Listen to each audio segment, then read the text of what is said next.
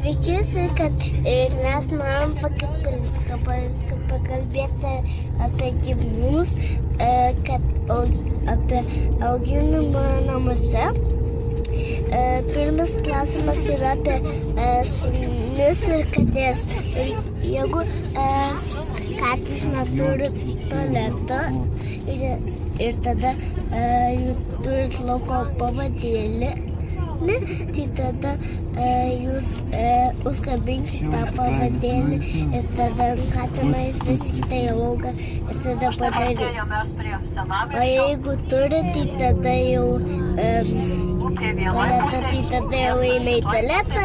O apie šunį reikia duoti maisto ir jį visada vesti į lauką.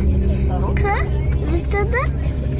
Tada šunis turi mūsų klausyti, viską daryti, ką jūs jam dėsite.